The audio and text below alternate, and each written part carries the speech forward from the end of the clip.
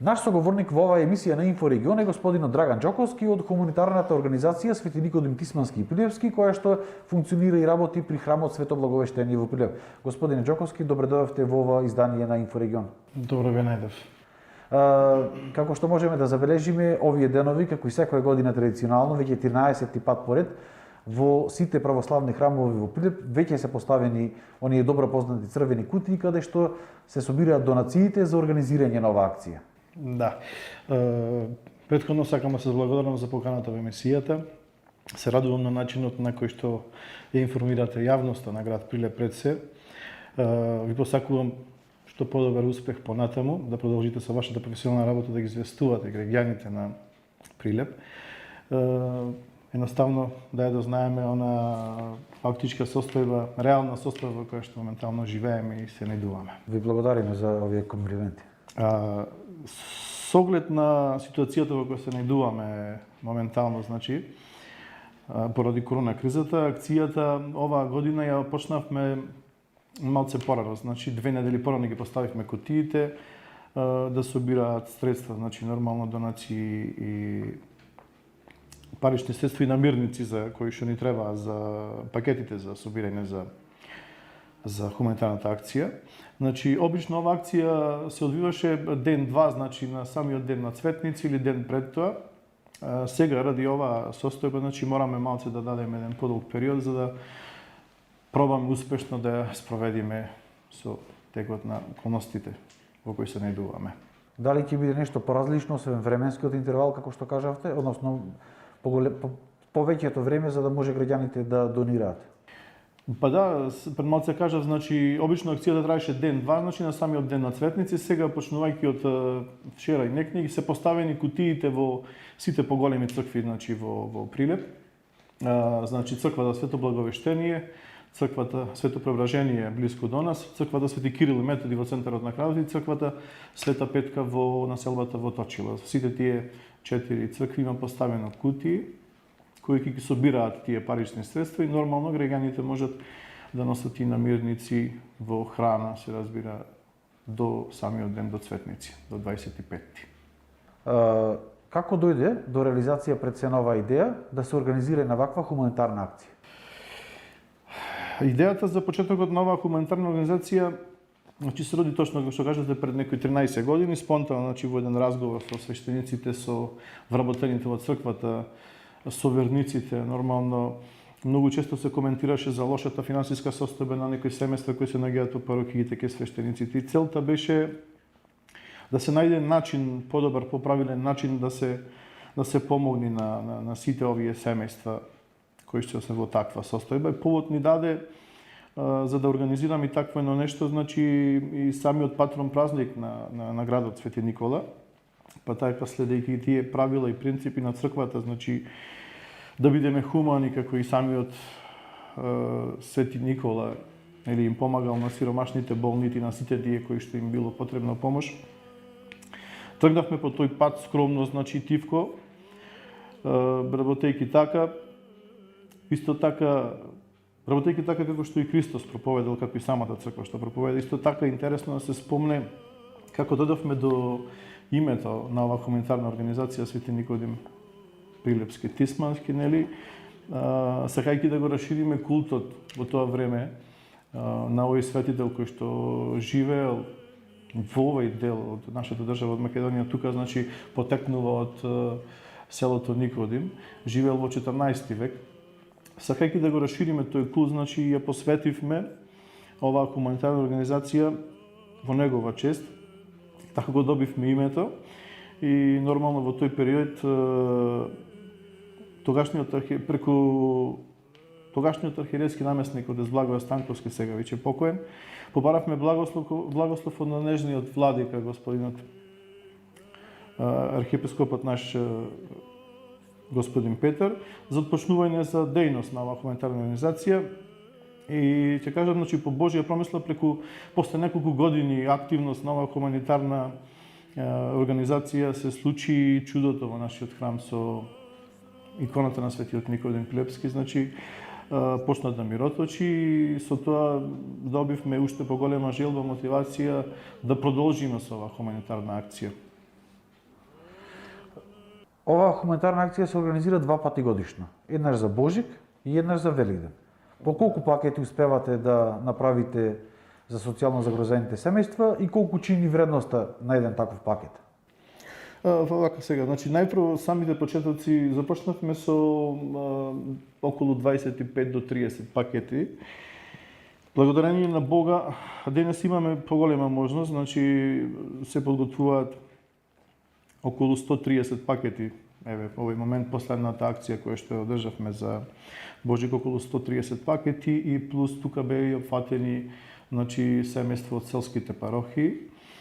За жал, значи спомнав почетокот 25-30 пакети, за жал сега таа бројка се зголемува, но повеќе милоста Божја и се зголемува и бројот на хумани луѓе и донатори кои сакаат да помогнат и така најдуваме некаков баланс да ги решиме сите тие проблеми и да ја спроведиме оваа акција поправилно и да биде достапна за сите оние на кои што ми треба. И сега овдека сакам да упатам еден апел во иднина, значи поточно за акцијата која што ја спроведуваме за Божик. Значи таа акција се одвива на сам ден на Свети Никола. Значи во иднина сите тие кои што ќе присуствуваат на тој чин пред Параклисот во центарот на градот, би ги замолил, ако може да купуваат значи црковни свеќи од пунктовите кои што се означени околу Параклисот и убаво на нив се гледа дека тие се пунктови со една цел, значи за хуманитарна акција. Тие сите средства собрани од свеќите одат нормално во акцијата која што ја спроведуваме за Божик, односно пред Божик. Колку Прилепчани се хумани луѓе, колку сакаат да донираат? Ме радува искрено фактот, колку можам да кажам, ме радува фактот, искрено се радувам еве на тоа, значи дека нашите сограѓани сакаат да донираат и донираат, значи нивната хуманост се видлива баш во овој период сега со оваа ковид ситуација. Донирање во црквата, донирање на телефонски броеви кои се отворат за помош на сите овие заболени од ковид кризата. Тука сакам да напоменам и една донација која што имавме за Божик, значи од една група на сограѓани од Австралија, значи кои што се организирали на нив начин да соберат средства и не ги пуштија. И сега тука сакам да спомнам уште една работа, значи ние функционираме како една неофицијална хуманитарна организација која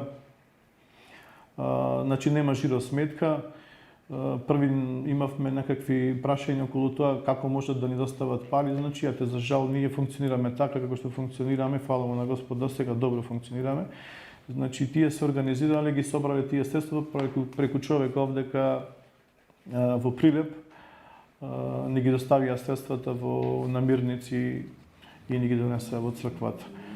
Во секој случај, значи ние сме народ кој што донира и тоа многу во овие тешки времиња.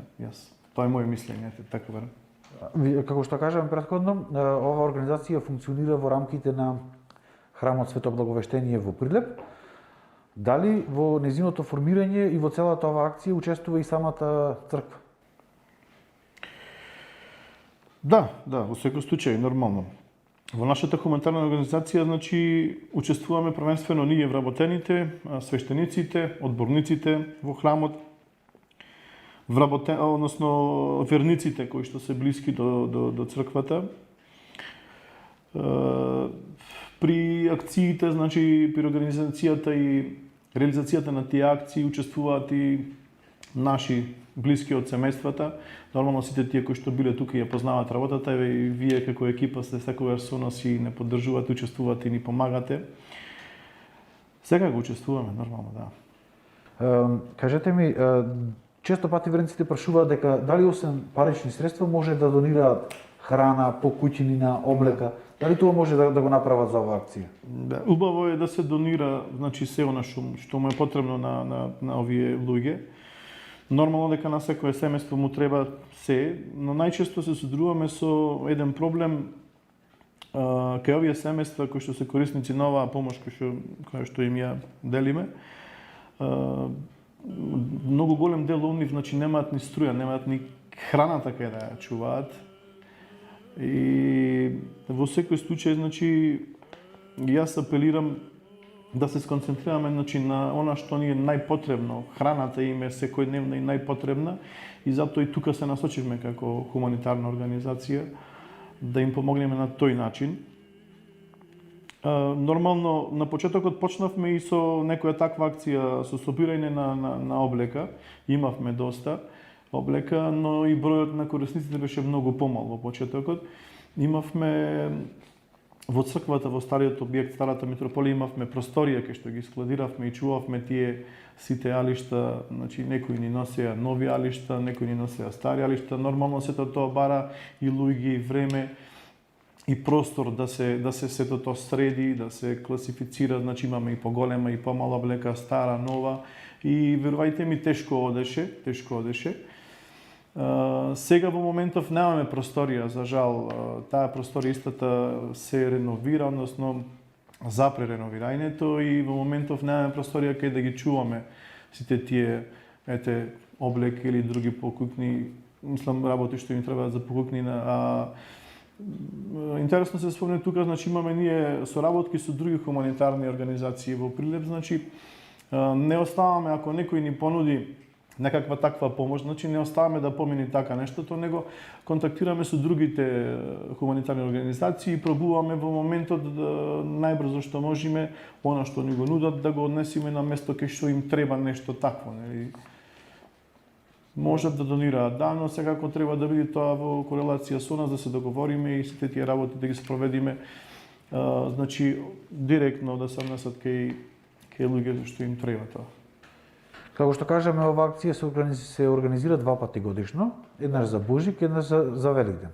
Но дали во текот и на другиот период од годината им помагате на луѓето и колку често тие се обраќаат за помош до вас? И на каков начин ја добиваат?